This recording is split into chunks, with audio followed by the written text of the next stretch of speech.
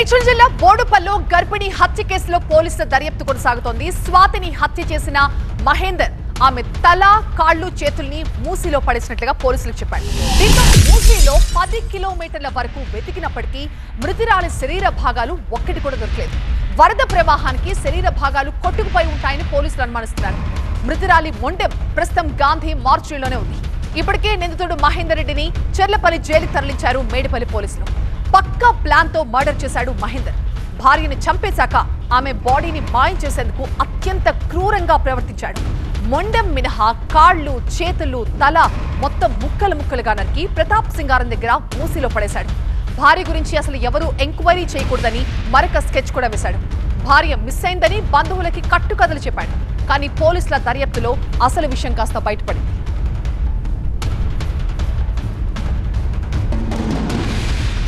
ఇప్పటికే మూసీలో 10 కిలోమీటర్ల మేర పోలీసుల వెతుకులాట జరిగింది. కానీ ఇప్పటి వరకు జ్యోతికి సంబంధించిన శరీర భాగాలు ఏమీ కూడా దొరకలేదు. ప్రస్తుతం ఆ ప్లేస్ నుంచి మూసీ దగ్గర నుంచి మా ప్రతినిధి జ్యోతి మనకి లైవ్ లో అందుబాటులో ఉన్నారు.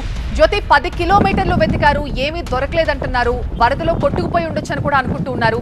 ఇంకా హోప్స్ ఉన్నాయా? కంటిన్యూ అవుతోందా సర్చ్ ఆపరేషన్?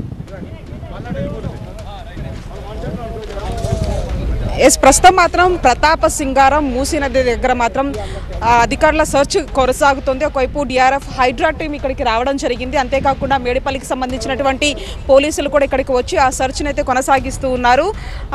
ప్లాన్ ప్రకారంగానే జ్యోతి సంబంధించినటువంటి శరీర భాగాలను ఇక్కడికి తీసుకొని వచ్చి ఇక్కడ పడవేయడం జరిగింది. మనం చూస్తున్నాము, ఏదైతే అండర్ గ్రౌండ్లో ఉన్నటువంటి ఆ వాటర్లో ఒక ఆబ్జెక్ట్ ద్వారా మొత్తం కూడా ఎక్కడైనా ఏమన్నా బ్యాగు సంబంధించినటువంటి వాటి తగులుతుందా అనేది ఇక్కడ ఒకవైపు డిఆర్ఎఫ్ సిబ్బంది ప్రయత్నాలు కొనసాగిస్తున్నారు. సుమారు నిన్న 10 కిలోమీటర్ల మేర వరకు కూడా ఈ యొక్క సెర్చ్ కొనసాగినట్లుగా తెలుస్తోంది. ప్రధానంగా తల, అంతేకాకుండా కాళ్ళు చేతులను కూడా పూర్తిగా ముక్కలుగా నరికిన తర్వాత 2 బ్యాగుల్లో కూడా తీసుకొని వచ్చి 3 సార్లు, అంటే వాళ్ళ ఇంటి దగ్గర నుంచి ఇక్కడికి 3 సార్లు కూడా బైక్ మీద తీసుకొని వచ్చి బ్యాగులు ఇక్కడ పడవేయడం జరిగింది. అంతేకాకుండా ఈ మూసీ నదికి సంబంధించి దాదాపు 20 ఫీట్స్ వరకు కూడా లోతు ఉంటుంది. మరొక వైపు ఇక్కడ కొన్ని ఫిషెస్ కూడా చాలా పెద్దగా ఉంటాయి.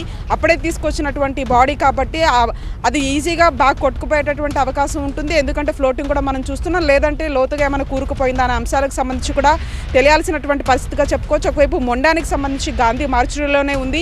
ప్రస్తుతానికి చెర్లపల్లి జైలుకి నిందితుడు మహేందర్ రెడ్డిని పంపించడం జరిగింది. ఈ నేపథ్యంలో ప్రస్తుతానికి ఆ సెర్చ్ అయితే కొనసాగుతుంది. సుమారు గంట నుంచి కూడా ఒకవైపు మేడిపల్లి పోలీసులతో పాటుగా హైడ్రా డిఆర్ఎఫ్ సిబ్బంది కూడా ఎక్కడైనా ఎటువంటి ఆధారాలైనా లభిస్తాయా అనే దానికి సంబంధించి కూడా వాళ్ళు ఇంకా సెర్చ్ అయితే కొనసాగిస్తూ ఉన్నారు. ప్రధానంగా కూడా మొదటి నుంచి వాళ్ళిద్దరి మధ్య ఉన్నటువంటి ఆ గొడవల కారణంగానే హత్య చేసినట్లు ఒకవైపు నిందితుడు కూడా ఒప్పుకోవడం జరిగింది. ప్రస్తుతానికి ఆ శరీర భాగాలకు సంబంధించి మాత్రం పూర్తిగా కూడా ఇక్కడ గాలింపు చర్యలను అయితే ముమ్మరం చేశారు. మరొక వైపు మొండానికి సంబంధించి కూడా ఒకవైపు అటు తల్లిదండ్రులు, అంతేకాకుండా ఎవరైతే మహేందర్ రెడ్డికి సంబంధించినటువంటి కుటుంబ సభ్యులు ఉంటారో వాళ్ళు ఆ అంత్యక్రియలకు సంబంధించినటువంటివి ప్రక్రియ చేయాలంటూ కూడా ఒకవైపు తల్లిదండ్రులు డిమాండ్ చేస్తున్నటువంటి క్రమంలో కూడా వికారాబాద్ ఏదైతే కామారెడ్డి గూడ దగ్గర కూడా ఒకవైపు ఎవరైతే స్వాతి అలియాస్ జ్యోతి తల్లిదండ్రులు కూడా అక్కడ ఆందోళన చేస్తున్నటువంటి పరిస్థితి. ప్రస్తుతానికి మాత్రం స్వాతికి సంబంధించినటువంటి ఆ శరీర భాగాలు వాటి కోసం మాత్రం సెర్చ్ అయితే కొనసాగుతుంది. రైట్ జ్యోతి.